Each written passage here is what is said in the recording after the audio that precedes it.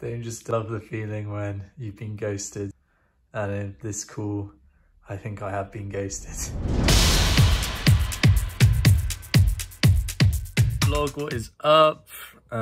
Doing some planning today. Let me show you straight away what I'm working on. So I actually had to write down a lot of the things that I need to do. Remember last week, guys, I was telling you that I was feeling really lost and didn't know what to do.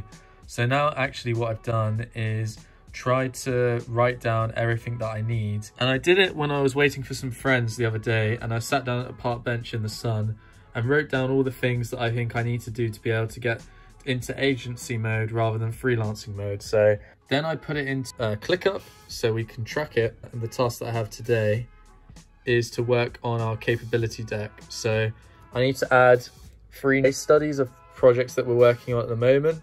I needed to add a strategy section, and I needed to add packages. So to give you an idea of the pitch deck that I'm using, or capabilities deck, I actually got this template from the future. It's called The Perfect Proposal, I think.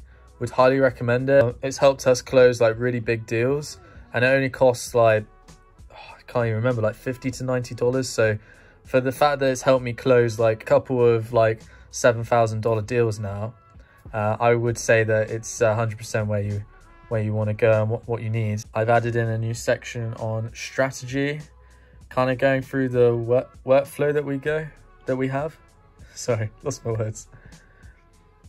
And then now I'm also putting in case studies of clients that we've been working with over the last couple of months.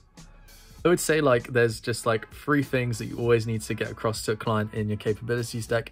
They need to know about your process. 2, you need to make sure that you have your case studies in. Sometimes when you're just sending clients like links to a website you've made, they don't know the whole story behind it. They don't know the problem to solve, what the result was, all those sort of things. The final bit I would say and really key is testimonials. So here's the proposal, and it consists of a cover letter and then a breakdown of their investment.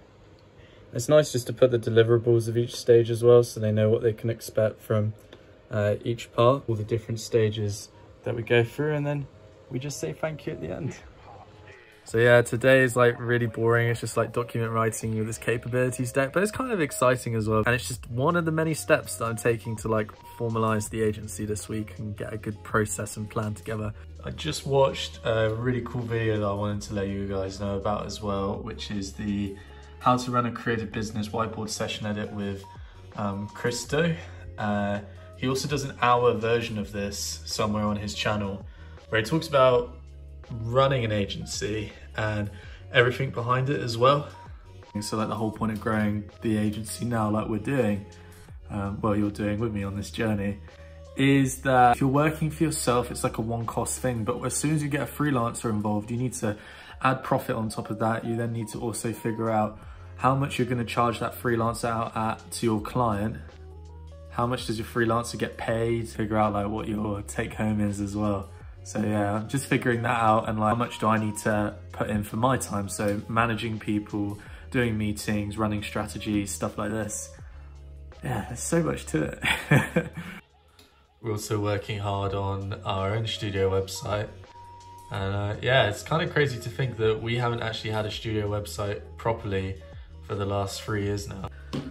And I kind of wanted to make a point about that because we did half of the goal that I have set for this year, which was $50,000, right? And we did that without having a website. Like, that's crazy, you know? We just did it through connections, people we know, doing deals, getting referrals, stuff like this.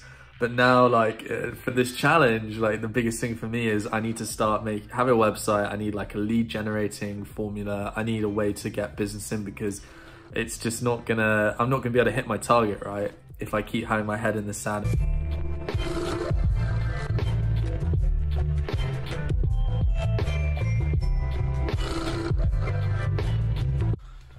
Just had a nice call with my design partner Ty's, and he's been busy working on wireframes, which are cool. Yeah, just finishing this up for this week. Ty's has been hard at work, so it's looking really good, and he's now going to start on High Fidelity. So I was recommended a book by a guy called Abdul, who's been watching the channel, Abdul, I read the book, started reading it anyway, and it's so cool. Guys, let me just show you the back, and maybe it's going to hit some of you. Look at this. Don't some of these just hit you right in the stomach?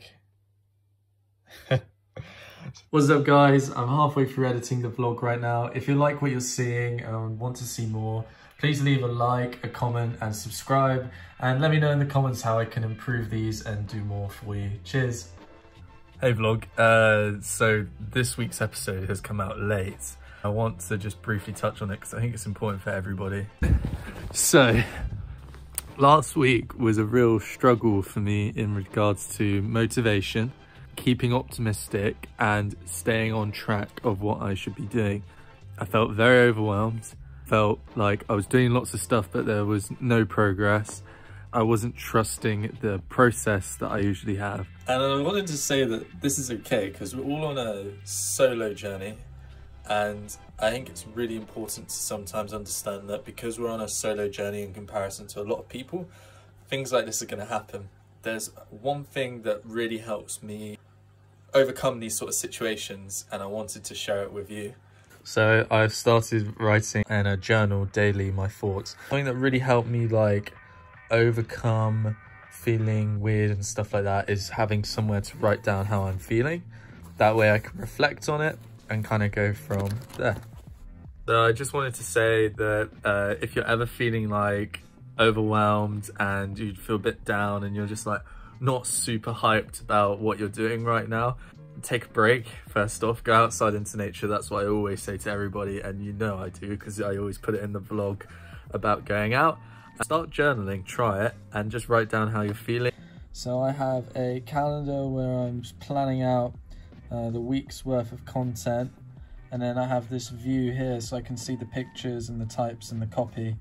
I have every morning to check my email and post content. So I'm trying to do something that Tim Ferriss sort of suggests in his book, which is to have 2 points a day to check email and look at social media, and after that you're not allowed to go on your email again. Now what I'm doing is time blocking. Every day I have set hours where I need to check my email, I need to check my calendar, I need to check my Slack, stuff like this, so that I'm not having Slack and email open all day, and I've got very hyper focus on different tasks that I've got to do. I then have a cool integration where, well, let me show you.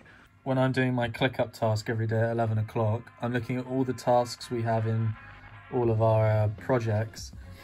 I'm scheduling them and assigning them to people. This one's assigned to me, so I've got a cool integration where if it's assigned to me, then it will also populate it. Where is it? Here. It will also populate it inside my calendar.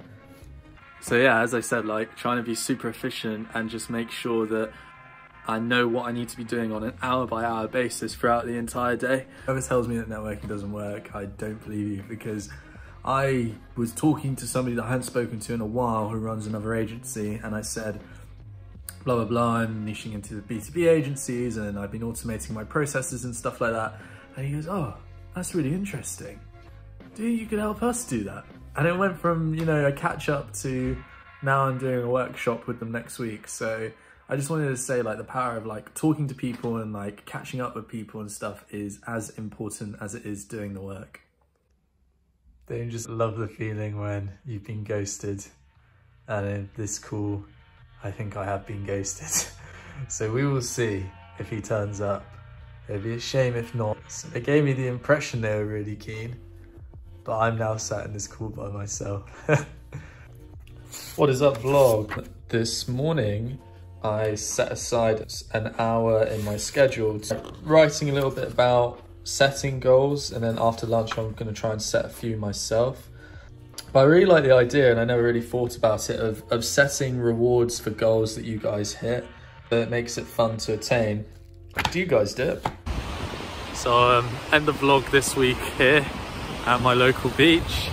I guess my question for all of you this week is, what are you doing to grow? And what systems and processes are you putting into place? As always, I really value all your feedback, and if you leave a comment I will reply to it. Please let me know how I can improve these vlogs and what you guys want to see more of and what you want to see less of. I'm gonna go enjoy my evening now. It's Friday, and yeah, see you all soon. Bye.